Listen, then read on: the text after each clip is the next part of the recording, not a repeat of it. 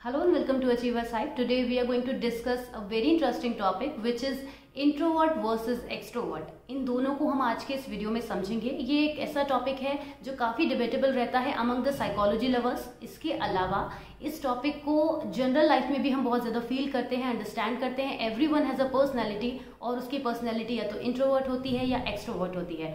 In general आज तक आप यही जानते हैं, but there are two more terms जिनके बारे में भी हम इस वीडियो में बात करेंगे। They are ambivert and omnivert. ये दोनों टर्म्स क्या हैं इनको हम बाद में समझेंगे। पहले हम इंट्रोवर्ट और एक्सट्रोवर्ट का कंपैरिजन करेंगे with the help of this table में हम समझेंगे कि इन दोनों की क्या क्या क्वालिटीज होती हैं। एक बात मैं आपको जनरल बताते चलूं कि लोगों का एक जनरल कॉन्सेप्ट है। People sometimes think that extroverts are bad, introverts are good. Some people think introverts are bad, extroverts are good. तो ये एक पर्सनल कंसेप्ट है। इंट्रोवर्ट या एक्सट्रोवर्ट कोई भी अच्छे या बुरे नहीं होते। They all have their own characteristics जिसकी वजह से वो ऐसे होते हैं। और वो कैरेक्टरिस्टिक्स क्या क्या होती हैं, मेजर कैरेक्टरिस्टिक्स पर आज के वीडियो में हम फोकस करेंगे। So before the table begins, before I start the comparison, I would like to tell you कि ये इंट्रोवर्ट और एक्सट्रोवर्ट का कॉन्सेप्ट आया कहाँ से। इन द अर्ली 1900s जब कार्ल युंग ने सबसे पहले ये कंसेप्ट दिया, तब उन्होंने इंट्रोवर्ट और एक्सट्रोवर्ट को एक टाइप कंसीडर किया।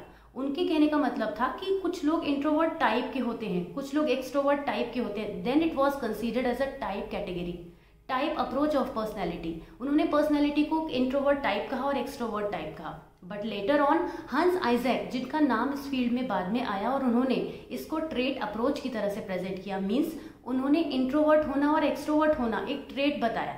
जैसे कि और भी ट्रेट्स हमारे अंदर होते हैं, बहुत सारे एट्रीब्यूट्स हमारे अंदर होते हैं, हमारे जो ट्रेट्स होते हैं, हमारी जो कैरेक्टरिस्टिक्स होती हैं, उन्हीं की तरह से इन दोनों टर्म्स को लिया गया। अब उसके बाद जब उन्होंने इस कंसेप्ट को दिया इन दी अराउंड 1960s-70s, यानी बहुत अर्ली की हम बात कर रहे हैं, 1960-70 हमारे हिसाब से काफ़ी करीब का टाइम हो गया हमारे टाइम के हिसाब से। तो काफ़ी बाद में ये दो terms I.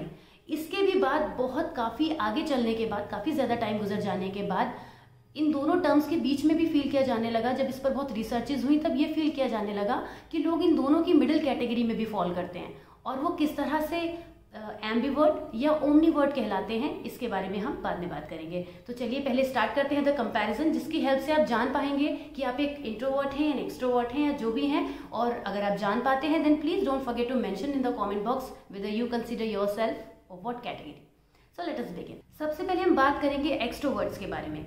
Extroverts are more social. ये एक पहली कैरेक्टरिस्टिक है जिसके बेसिस पर आप भी जज करना जानते हैं कि कोई पर्सन कितना एक्सट्रोवर्ट होता है। They are very outward. उन्हें बाहर का वर्ल्ड जो होता है बहुत पसंद होता है, लोगों के बीच रहना बहुत पसंद होता है, बहुत जल्दी लोगों से कम्युनिकेट कर लेते हैं। इनके कम्युनिकेशन स्किल्स जो होते हैं वो बहुत अच्छे होते हैं। इन्हें कोई भी नया पर्सन मिले तो उससे बहुत ईजिली इंटरेक्ट कर लेते हैं, बहुत चेयरफुल वे में रहते हैं, और इसीलिए इनका एनर्जी लेवल भी हमेशा हाई रहता है।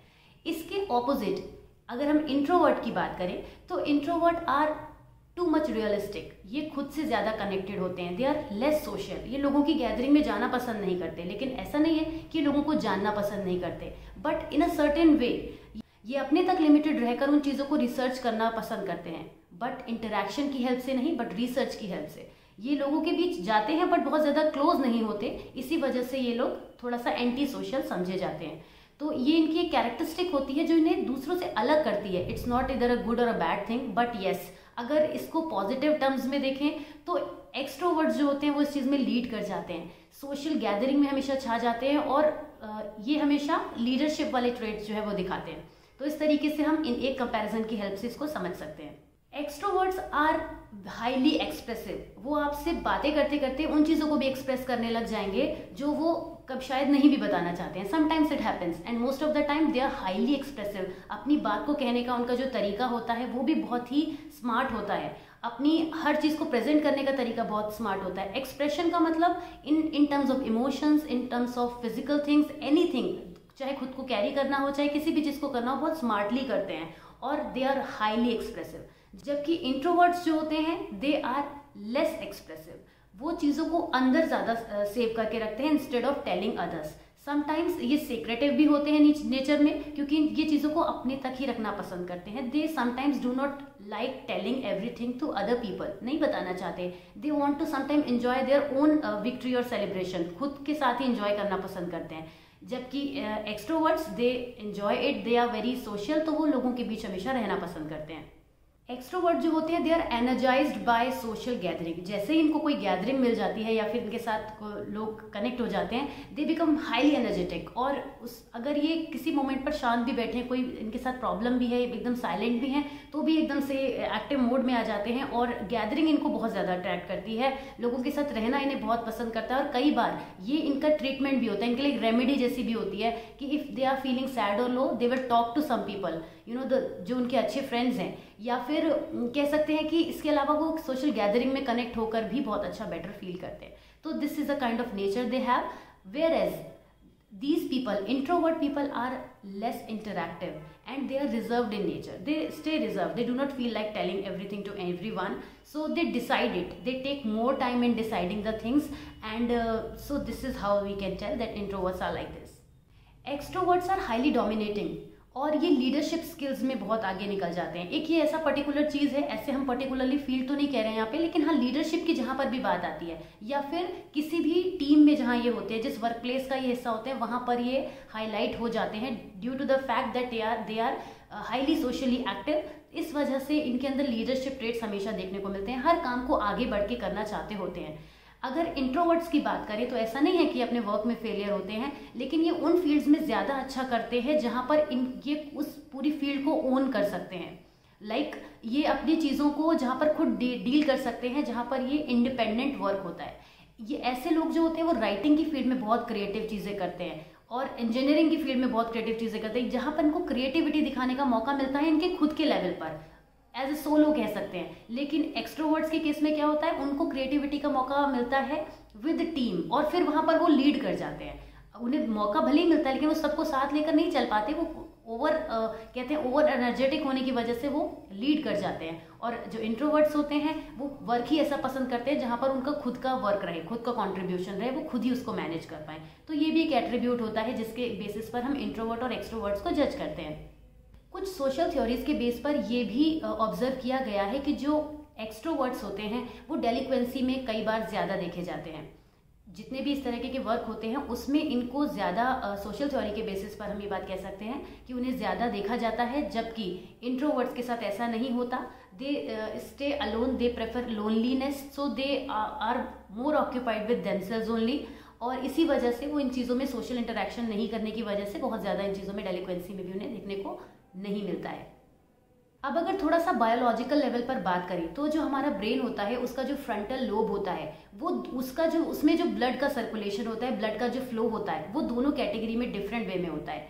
जो हमारे एक्सट्रोवर्ट्स होते हैं उनके में वो ब्लड का फ्लो लेस होता है, लेस स्पीड से होता है, जबकि जो हमारे इंट्रोवर्ट्स होते हैं उनके में वो जो ब्लड फ्लो होता है वो फास्ट होता है।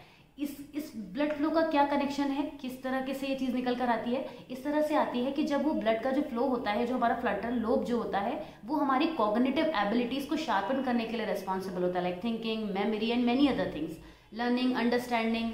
तो ये सारी चीज़ें जो है फ्रंटल लोब जो मैनेज करता है, जहाँ पर उसका ब्लड फ्लो ज़्यादा होता है वो उसको फास्ट तरीके से मैनेज कर पाता है। तो सिंपल सी बात है कि एक्सट्रोवर्ट में ये चीज़ें हमें कम देखने को मिलती हैं, या कह सकते हैं उनका बहुत फ्लक्चुएटिंग नेचर होता है। From one place to another place, from another place to another place, they keep on roaming and jumping. But introvert थोड़ा सा focused होते हैं और उनकी जो cognitive capabilities होती हैं as compared to introverts sharpen होती हैं। तो हम ये भी कह सकते हैं जो introverts होते हैं वो they are much minded than the extroverts. But in general we will say, right?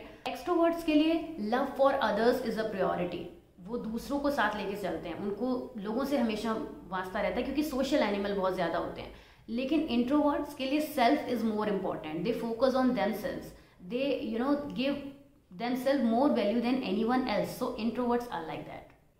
एक और एस्पेक्ट है जिस पर हम बात करेंगे कि एक्सट्रोवर्ट जो होते हैं वो बहुत ज़्यादा चीज़ों को कैजुअली लेते हैं, वो बहुत ज़्यादा किसी भी चीज़ का हेडेक नहीं लेते, ऐसे भी कह सकते हैं। हेडेक वर्ड मैं यहाँ पर इसलिए यूज़ कर रही हूँ क्योंकि वो बहुत कूल और चिल्ड आउट रहते हैं, उनको किसी चीज़ की टेंशन नहीं होती, बिकॉज वो एक प्लेस से दूसरे प्लेस, एक थॉट से दूसरे थॉट पे बहुत जल्दी जंप कर जाते हैं। इसी वजह से वो किसी चीज़ पर इतनी देर टिकते ही नहीं कि उन्हें उसकी टेंशन हो। जबकि इंट्रोवर्ट जो होते हैं वो डीप थिंकर होते हैं, किसी एक टास्क को उन्हें अगर मिल जाए तो उसको कंप्लीट करते हैं, उसके अलावा उस चीज़ में वो बहुत डीप थिंकिंग इन्वॉल्व रहते हैं। तो इस तरीके से इंट्रोवर्ट्स होते हैं। तो बहुत सारी कैरेक्टरिस्टिक्स हमने यहाँ पे डिस्कस करी। अब हम अपने टॉपिक पर आते हैं कि हम बात करेंगे कि what are these omnivert and ambivert. सबसे पहले समझते हैं एम्बीवर्ट्स क्या होते हैं।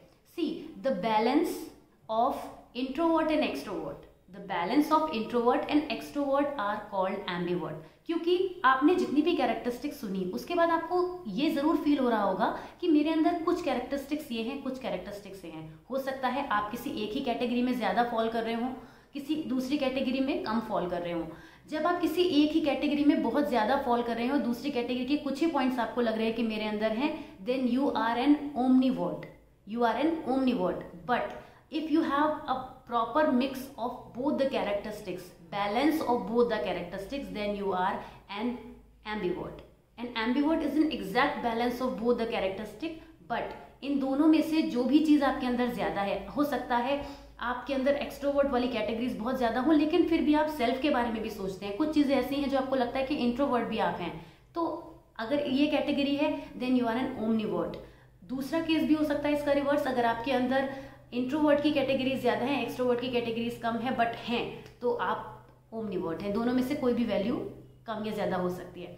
तो ये टर्म्स आपको कैसी लगी, कितना समझ में आई, प्लीज अपना फीडबैक दीजिएगा। अगर अभी तक आपने चैनल को सब्सक्राइब नहीं किया है then please do subscribe our channel and keep showing your love and support like you always do, and thank you for every support you do, for everything you do for us, and see you soon in the next video. Till then, take care, bye bye, enjoy.